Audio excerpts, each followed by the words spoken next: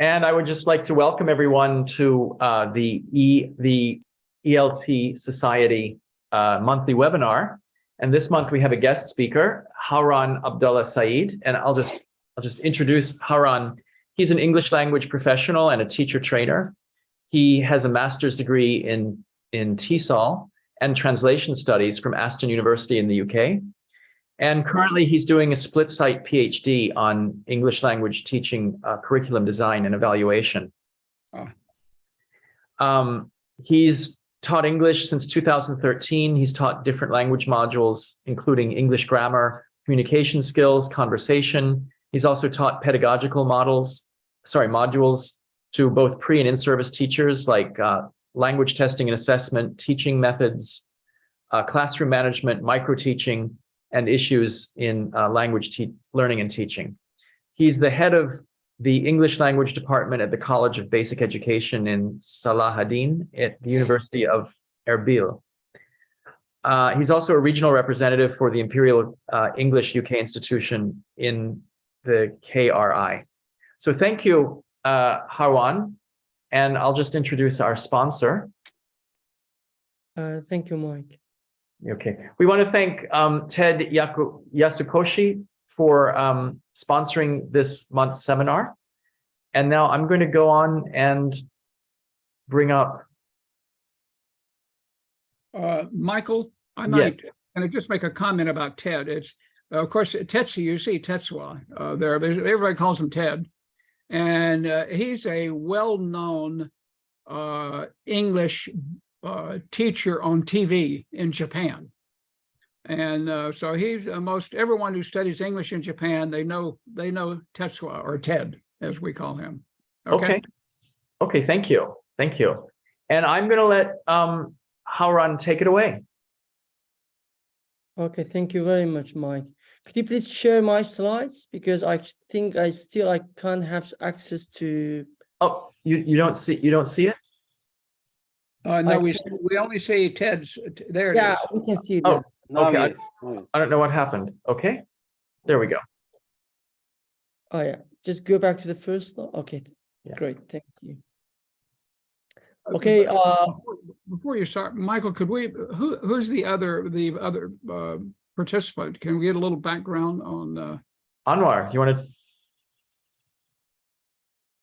Hello. Hello. Oh, yes, yeah. we can hear you. Hello, Anwar. Yeah. So, tell us about. Yeah. I am Anwar Mohammed Al-Qasri from Morocco. I am a teacher of English, a high school teacher, and I got my master's degree in applied linguistics from the University of Moulay Ismail Meknes, Morocco. And I am a PhD student. I'm working on assessment design practices and perceptions in Moroccan tertiary education. Okay. All right. Very good. Thank you. I'm sorry, Michael. You're welcome. Thank you.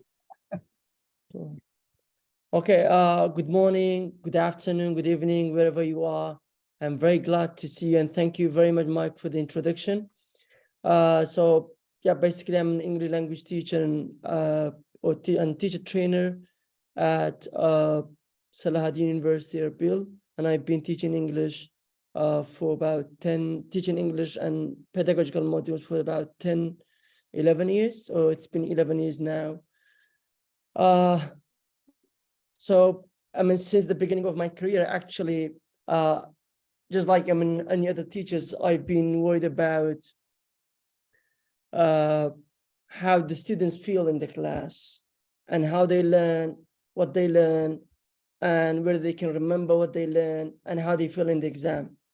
So I'm talking about how they feel in the exam. So,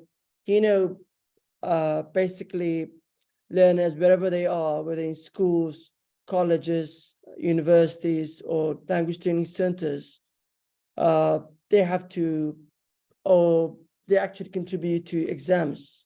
They take exams. And usually such institutions, they use exams or tests as one of the dominant tools as part of the assessment, apart from the other alternative assessment tools. So that's why it is really important to think about how the students they feel. So what I'm going to talk about today, how we can create a situation and a test or exam situation where the students, they can really demonstrate their true level of English language. So, but before that, yes, thank you, Mike. So one thing is we know that usually students, they've got stress when it comes to exams. So they are usually stressed because of different factors, and usually so the students the situational factors actually the students they face this really creates a stress, especially when they are given a task to do or to accomplish. And tests actually are one of the main tasks that cause most of the stress. And Stober actually identifies two examination stressors. So one of them is the situational stressors, which compose of three main parts: the test taking, or before the test taking, and during the test taking, and dealing with the test results. So usually in these three situations, or in these three different moments, usually students they get stressed. So, and there are usually things that you have to do as an examiner, as a teacher, before the test to reduce or to minimize that stress. And also during the test, there are some factors you can do to minimize that stress or anxiety. So I'm going to talk about this in detail today, and also when it comes to results. And the second stressor is actually the societal stressors, which they refer to the type of stress that originates from what's beyond the learner's institutional campus, such as like family, friends, and the surrounding community. And we know that actually anxiety results from the learner's stress types, which affect the test performance. Mike, could you please just move on to the next slide? Yeah, thank you.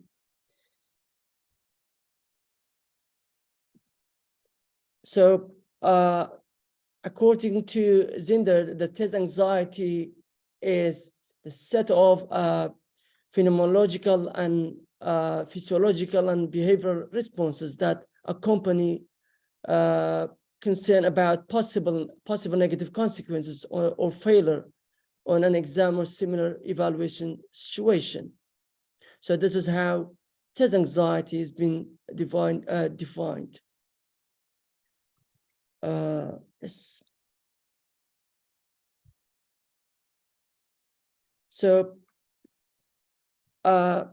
we know that so test anxiety is negatively associated with grade zone exams. So the grades students they achieve actually creates or makes students anxious about the exams. So in other words, usually students they are really worried about whether they're going to be successful in the exam or not, what kind of or how much they get in the exam. So the mark they get really worries them. And it can be and test anxiety also can lead to underestimation of the examinee's actually true knowledge of the construct that the test developer sought to measure. So this is what actually teachers also worry about when it comes to exams, because they wanted to know their learners' true level of English, how they really perform, the true performance. And that's why I'm really interested in this area. I wanted to talk about some techniques and features that we can really reduce or minimize and the anxiety, and at the same time also add some interest to the content of the tests.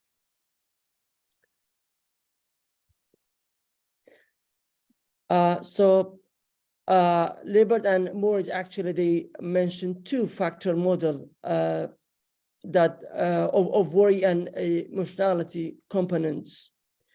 And what he mean by the worry factor is that the worry component refers to the cognitively based aspect of test anxiety that may distract the examinee from full attention on the test via self-deprecating internal dialogue. And the emotionality component represents the physiological responses of the autonomic nervous system when the students they take the test. Okay, so let's talk about some features that make the tests interesting, and this is what I'm going to talk about in detail today. So one of the elements or one of the features is the task sequence. By task, I mean the question type or the items that we bring or the set of the items that we bring in an exam. Yeah. So in your, I just would like to ask our participants or the attendees to, does it, in your opinion, do you think, does it really matter the way we sequence the tasks of an exam, especially of grammar and vocabulary tests, and how? Yeah, I think it makes a difference. Okay, in what way? Well, with respect to task sequence, I think you start from what would be considered easier components and move from easy to more difficult to get the student comfortable as he's beginning the test. Too often, I think we go out of our way to trick students, and which ends up not giving us information about the student's proficiency that we really want or assessment. So anyway, that's my opinion. Yeah, great. Thank you, Perry. Any other ideas? Okay, thank you. Thank you, Perry. Yeah, exactly, that's true. So actually, the way we sequencing the questions of our or the tasks of an exam of a grammar or vocabulary exam, or actually any other tests. So it matters. So, and why? Just imagine. I can tell you from my experience, and I was at the same time also I got feedback from the students. So just imagine if you get if the first task, if the first question you will see on exam paper is the most difficult task. So the students, they usually they get shocked, okay, and they might say, well, I'm going to be bad in this exam, or I'm not going to get the mark that I want to, or I'm not going to pass in this mode in this exam. So they're going to be shocked. So that's why English language teachers or teacher educators, they have to take that issue into consideration when they design tests. So after you design your test, the whole test, then might be one thing you have to review it is that whether is there a nice or a logical or a good sequence of the tasks. Is it from, as Perry said, is it from the from the easy to the most difficult ones, or is it the other way around? So always try to put the easy task at the beginning and then followed by more difficult tasks. Even inside the same task, when you will look at the items of each task, try to put the easiest items at the beginning. Then the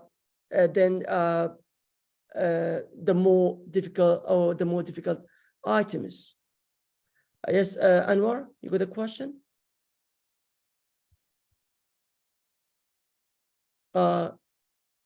You are muted. Okay, just. Sorry, can. I said we can solve this problem of difficulty of the task by asking students to choose the task they want to start with. For example, even though they find the first task, for example, difficult, they can start with the one they see easy for them, depending on students, because what is difficult for a student may not be difficult for another. So we have different levels in the classroom, so that so we can resort to this solution to make students feel comfortable with the task in an exam or in test. This is my opinion. Okay, thank you, Anwar. So yeah, I know that's true. And usually when you got a test paper, it's up to you which question you answer first. But just imagine if when you got the test paper, so that the first thing you will look at is the first question. You won't go to the very end straight away. Usually the first question you will look at is the first question. Okay, normally or maybe often. So that's why I'm saying this matters, okay? Because I really asked my students. Usually I dedicate one class after them the test to reflect on the test and how did they do, why they didn't do good, didn't do good. So one of the things I asked them is about the sequence, was the sequence of the questions, and usually they gave me that feedback. And they said, okay, we saw that question at the beginning, and we thought that, for example, all the questions will be very easy. And this has actually really reduced our anxiety about the test. And we didn't get shocked, because just imagine, as I said earlier, usually students, they've got stress and they are anxious actually before the test, but when they enter the exam hall, and even when you give them the exam paper. So that's why I personally believe that, well, we have to sequence our tasks from the easiest to the most difficult ones. Because as you said, okay, Anwar, we usually design questions for different level students, but why not be putting the easiest ones at the beginning, then followed by the most difficult ones? Okay, even for the clever students, it's much easier. Even and for the struggling students also, there's like a hope, while the questions will be easy. Yeah, we talked about that's also what an adaptive test does, I guess, in a sense, because now teachers typically do not write adaptive tests. They're maybe too difficult to write generally. But an adaptive test always starts from the easy, moves to the more difficult, no matter which section you're on the test. So I don't know if teachers, I'm personally I'm not enamored with adaptive tests, but I don't know if teachers actually write adaptive tests generally or not. My guess is they do not. It takes too much time to do it. Yeah. Well, I've seen actually, I've seen different types of tests, especially if I talk about my context. So different teachers, they've designed different English language tests, and I've seen that problem. Usually they put, I don't know, one question at the beginning. For example, reading question in my context is the most, or reading comprehension question or task is the most common question type, which comes at the very beginning. I don't know why in my context. They usually, teachers or English language teachers, they put the reading comprehension question at the beginning. And then it followed by, and so there's not a logic actually, or anything that why they put them that this come, because I actually discussed that issue with even the in-service teachers, and they didn't have anything concrete in mind why they put them in these questions at the beginning. Yeah. Okay. Thank you. So another feature to minimize to minimize the anxiety of the students, and actually at the same time adding interest to the content is the topic. So the topics that actually you bring in the exam. So the topics that you choose. So we normally that in English language, learning and teaching, usually teachers, they actually take the students' interest into account when they teaching the topics. So this should be actually, this is also true for exams. So in exams also, we have to bring topics that actually students they like to read about it, to hear about it, to answer some questions about them. So the topic usually also is matters. And for the topic, we can, Mike, could you please just, so the topics that we choose should be, we have to also take the students' personal interests, and we usually know it from our experience. So I'm talking about achievement tests. So in achievement tests, usually after some time, you will do an achievement test or a progress test to see to what extent your students, they have achieved what you have taught them. So you've got experience with them. You know what topics they like. So again, try to bring the same topics in the exam, or try to include the same topics in your tasks. Or the students' hobbies and nationalities. So why not designing our question items in a way that students, they can see themselves in there, or they can realize that they really, they are really in that context. So contextualizing, actually, I think contextualizing tests is really important.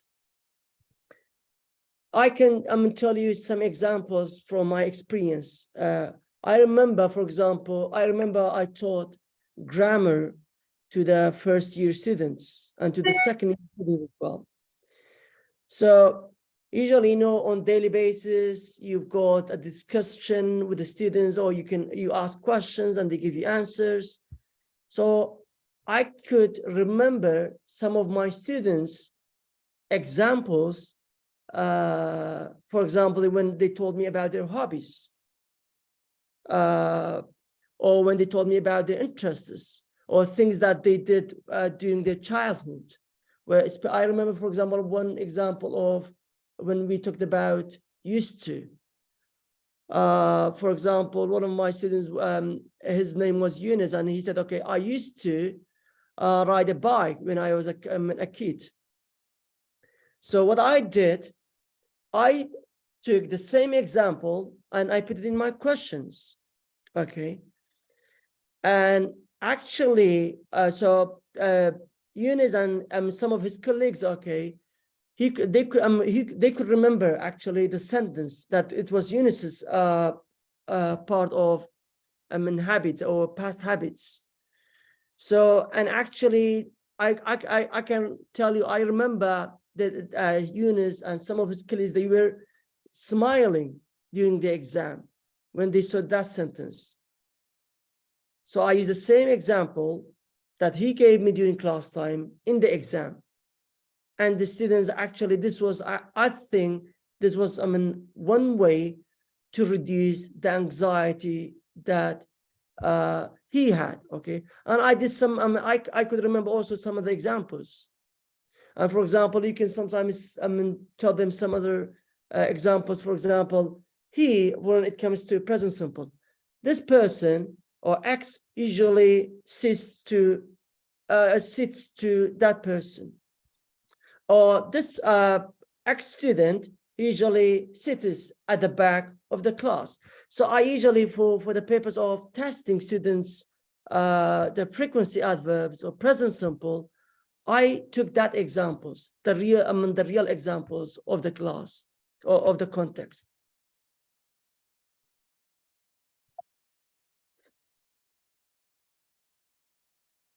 please feel free to ask questions if you got anything. Personalization. This is again another feature that usually adds interest into not only English language learning and teaching or to English language classes, but also to exams. So always try use your students' names, lifestyles, stories, tastes into the exam questions or to the exam tasks. So I personally do not use unknown names or foreign names in my exam questions. I usually use my students' names instead of saying Jack, okay, or any or Rebecca or any other names. Okay, I usually use my students' names instead of these names or the lifestyles or the stories that they told and they shared with me during class discussions. So I use these examples, and I believe it really reduces the anxiety of the English language learners to a great extent. I remember, I can tell you, from my experience, I can remember that the majority of the students that I used their names in the exam paper, when they came out from the exam hall, they were all thanked me for that. And they forgot about how they performed in the test or how they did do it actually. They didn't talk about that issue. They were just thanking me for that. Having their name in the exam or in one of the items. So I usually, for example, even for we or for they, for I usually use, I substitute these pronouns with my students' names.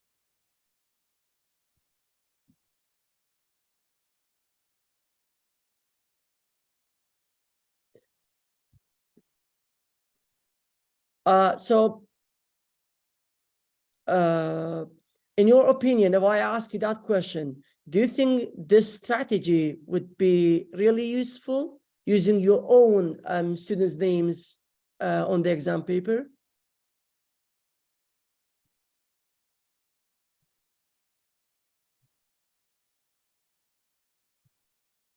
Or have you ever tried out? And how did they feel?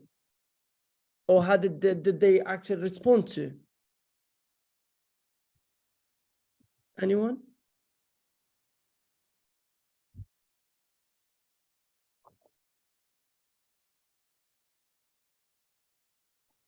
Okay. Oh. Can I? Yeah, sure. Go ahead, Anwar. Okay, I think when it comes to, for example, using students' names in the test, as you talked about your experience, it's something good to put students in or to create a tension-free atmosphere. For example, when it comes to dealing with a test and to make students more comfortable when, for example, they are taking the test. But do you think that this will perform in the test? If the students, for example, does not know the rule or the answer or the word, the vocabulary that is going to use, for example, as the correct answer in the question, I don't think this will affect the performance in the test. It's true that they feel comfortable now, but it does not affect their performance. It is not going to help them do well in the tests, I think. Okay, thank you, Anwar. Well, you know that usually students, even though they have studied hard for the exam or for the test, so the stress they have, so the anxiety they have about the test usually affects the performance. So sometimes they get confused, they cannot remember things, okay? So, and I believe this is the role of teachers. They have to minimize and reduce that anxiety so that they can perform well, so that they can really show their, or really demonstrate their real level, their real true level. Because sometimes, I mean, the stress you have, Anwar, really affects your performance. You're gonna, I'm gonna forget the things, okay? Or maybe you get confused. You don't know which one is true. But once we reduce that anxiety or in the exam, then I believe they can perform, I mean, much better.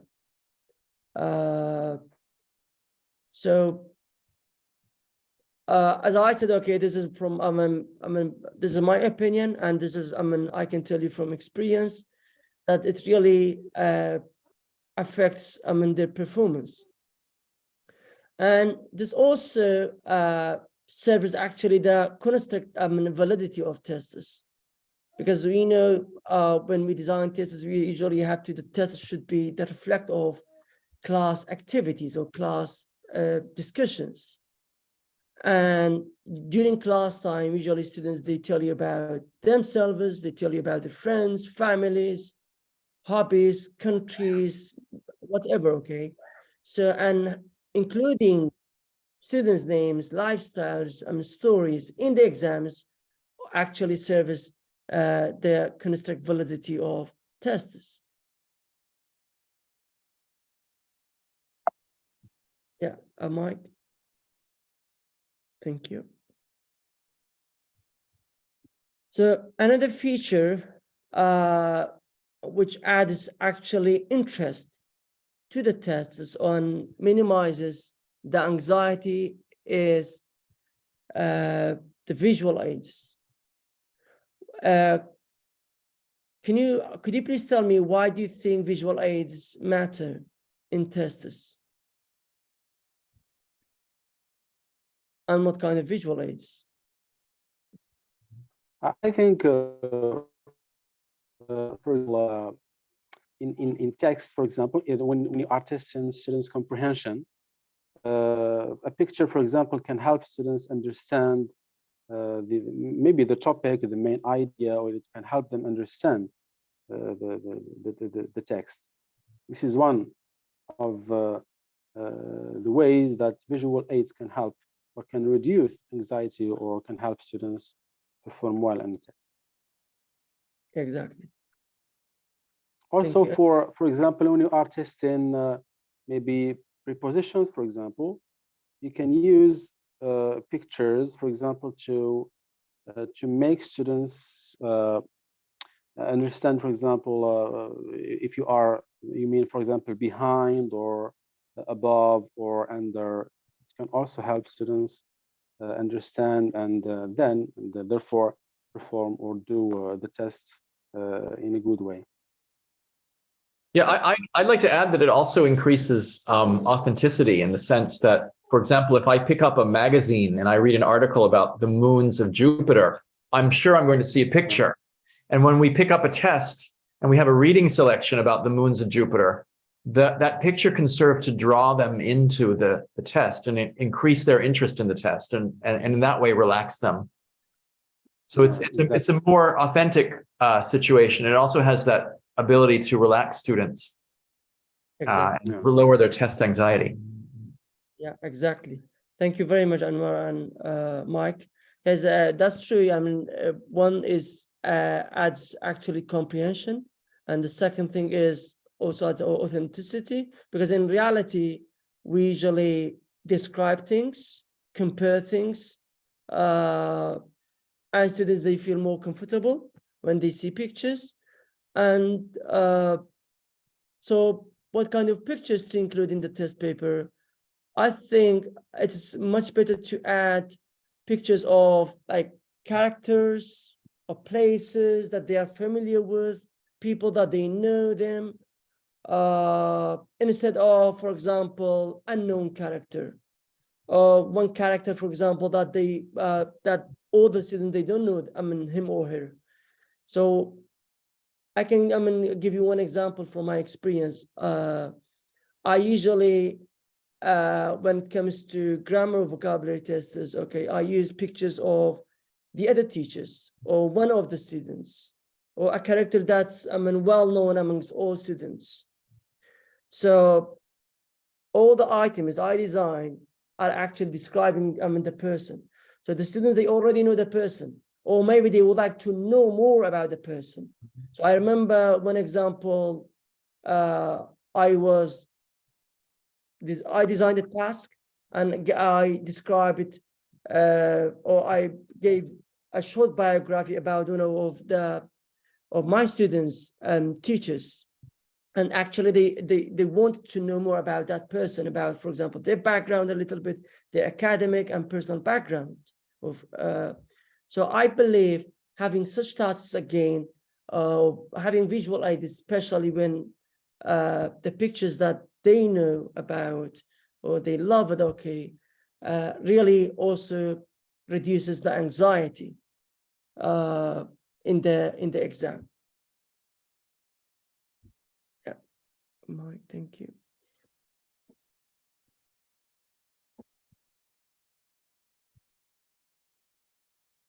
Okay, so open-endedness. So usually,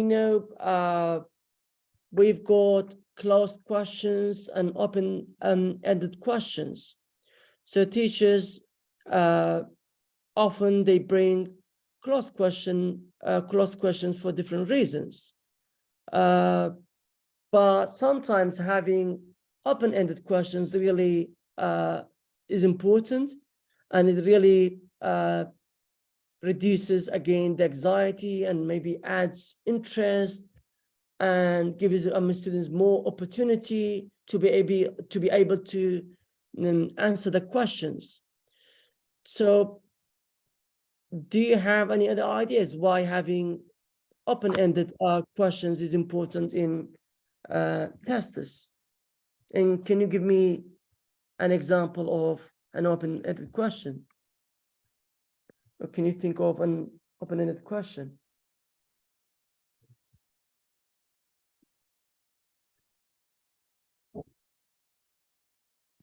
Actually, I wanted to ask you, Haroon, the same thing. So when you say open-ended tasks or open-ended questions, are you referring to constructed response? Yes. Okay, so a writing prompt, or even a short answer. Let me give you an example of a closed question, then how we can shift that closed question or change that closed question to an open-ended. So if I give you that an example from a grammar or question, for example, when we ask them to put the verb into the correct form in the gap. So for example, Jack study between brackets after the gap. So Jack study at the library every day. So and usually the instruction of the question will be put the verb into the correct form. So this is an example of a closed-ended item. Or another example is the children are playing in the garden now. Okay, we ask them, for example, change into negative. The children are playing in the garden now. Change into negative. This is an example of a transformation task. But we can actually change these items into open-ended items. Like, for example, for the first one, Jack study at the library every day. We can say, what does Jack do at the library every day? What does he do? Okay. Or maybe when, for example, does he go to the library? And even as I said, okay, I rather prefer not even using Jack, and it depends on the context. So if Jack is my student, then I use it. If Jack is not my student, I will use rather a student, a name of one of my students. So in that case, students have got more ways, more options to be able to answer the question, instead of just saying or to answer in one way. And for the children are playing in the garden now. For example, I believe it's better to tell them, okay, write 3 things that you did yesterday, for example. And I'm sure all the students, they can tell you about themselves. 3 things that they did yesterday, 3 things that they did during the weekend, or 2 things that, for example, they are going to do this weekend. So it's, it's also a kind of personalization, and it's open-ended, and students, they might have different answers, or they often have different answers. So, and also reduces the anxiety, because it's something about themselves. They can tell you something about themselves, but sometimes they can find it hard to tell you, or they don't find it logic to tell you about someone that they don't know. And I think it's more meaningful.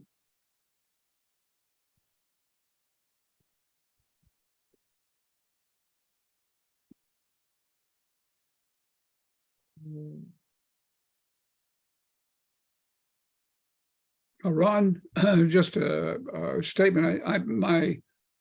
My assumption is most teachers don't use open-ended testing, because if you've got 30 students in a class and you're teaching 4 classes, you don't want to read all the answers. So you end up creating a test that's good for you, the teacher, but not necessarily good for the student. Yeah, that absolutely right. I mean, I usually, when I teach language testing and assessment, I tell my students, usually one thing that you have to take into account before designing the test is how much time do you have to score the papers? Yeah. Because you have to bring back the papers as soon as possible, so that our feedback will be useful. Otherwise, the student, they can't remember how they answered the questions, and so hence the feedback won't be that useful. So of course, yes, how many paper students do you have, or how many students actually do you teach, and how much time do you have for scoring papers in a limited time really matters. Then of course, then you can think about such an issue. Otherwise, maybe it's better to ignore it. So another feature that I believe it adds interest to the content of exams is play acting. And by play acting, I mean we have to sometimes create a situation, or put the situation and put the students in on behalf of someone else, or in the position of someone else, or sometimes you have to create an imaginary situation where the students, they can find themselves in. And students, they usually, sometimes they might like to be someone else. Okay, what would you do if you were, for example, a teacher? What would you do if you have got, for example, where would you travel if you got money, or if you got time? So I think putting them in that situation, sometimes these in imaginary situations really also service the content of the test, or it makes reduces maybe the anxiety in some way, in one way or another. Or can you think of any other items of open-ended, or do you prefer or not prefer?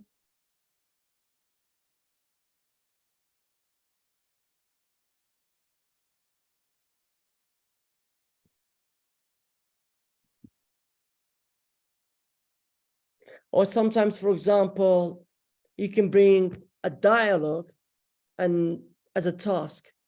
So instead of some characters, you can put the real characters, and so you can put them in the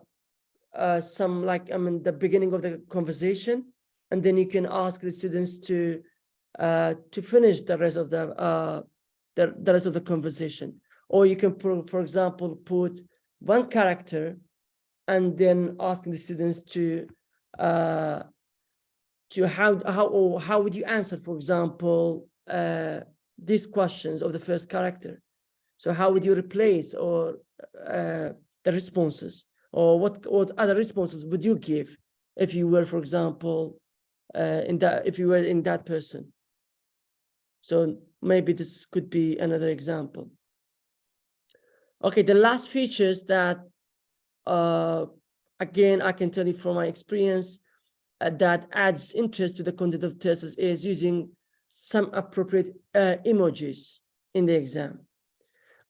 Sometimes we may find these things silly, actually, but they really work. So I just thought about maybe, I saw for the first time, one of my colleagues' question paper.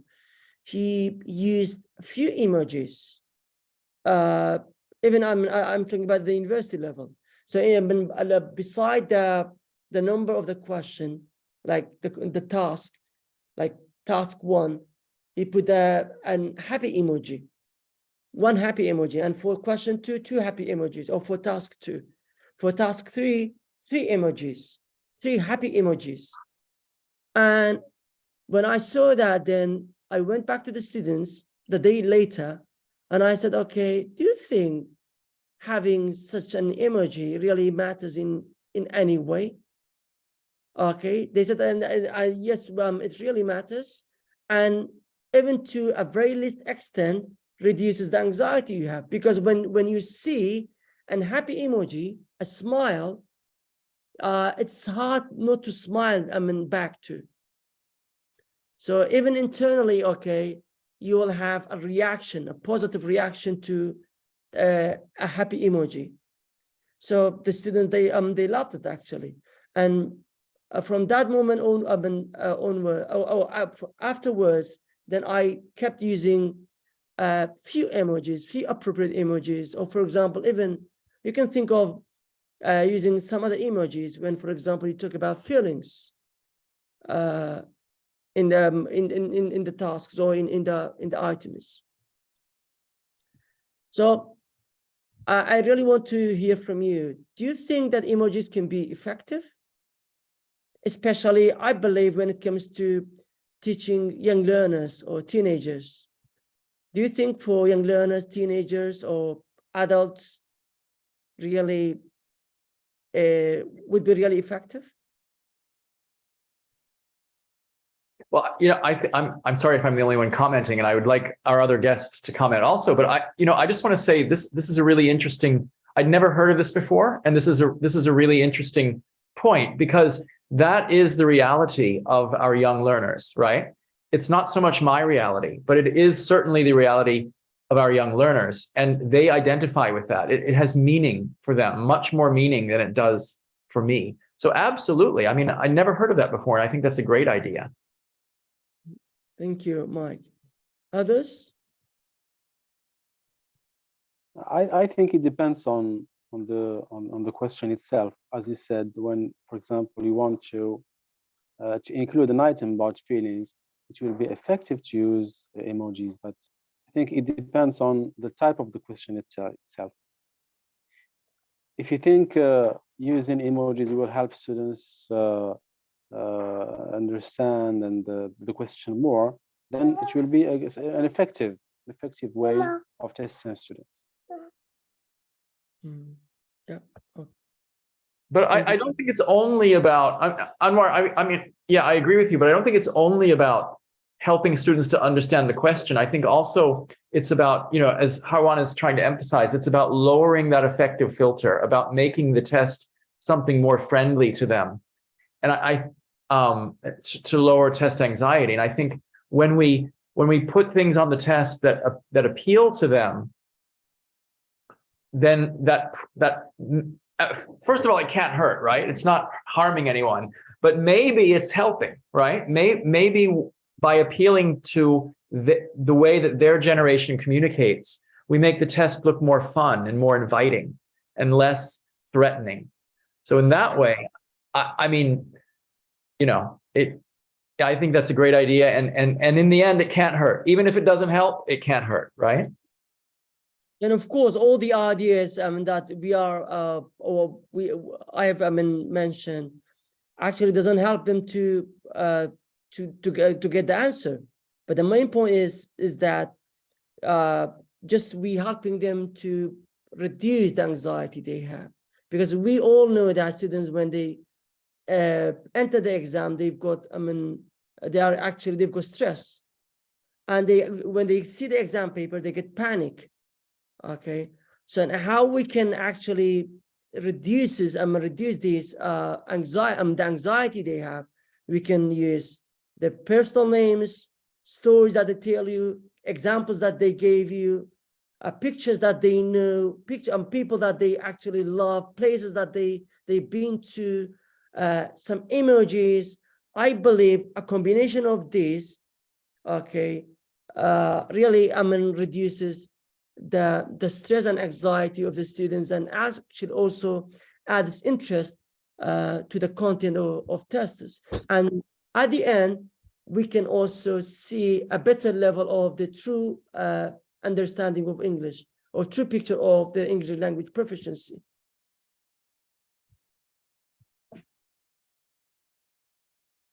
Ron, I would just like to repeat what Mike had to say, that my company develops tests, proficiency tests that are used around the world, and we've never used emojis, and I intend to sit down with my team and discuss why aren't we using emojis. It makes all the sense in the world that once you brought it up, that emojis would could possibly help reduce tension, reduce pressure, reduce anxiety, because we want the students to do the very best they can do, and they can only do the very best they can do if they're not overly anxious. We know that. Yeah. So thank you very much for that suggestion. Thank you. You're welcome. I think that was all. Thank you very much for your attention and for your contribution. If you got any questions, of course, you can raise.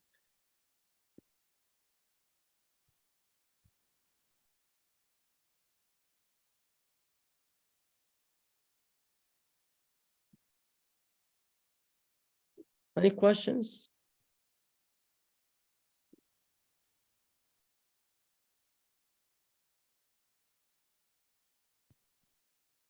Thank you once again, Haroon Abdullah Saeed, for that wonderful presentation. And I hope everyone found it very useful.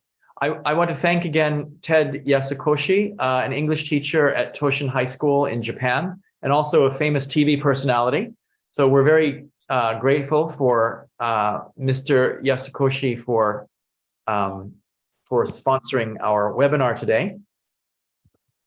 And I want to encourage anyone else. I know we don't have a large audience today, but if other people are interested in doing a guest hosting this webinar, that would be really very meaningful, because I think the more voices we hear, the better. Until that time, thanks for listening and thanks for participating. If you are interested in guest hosting, please contact me. You have my email, and we'll work on that. And if not, until then, see you next month when we look at using the CEFR, the Common European Framework of Reference. Thank you again from the English Language Testing Society. Thank you very much, Mike, for the opportunity, and thank you for the audience. Thank you very much. I hope you find it useful.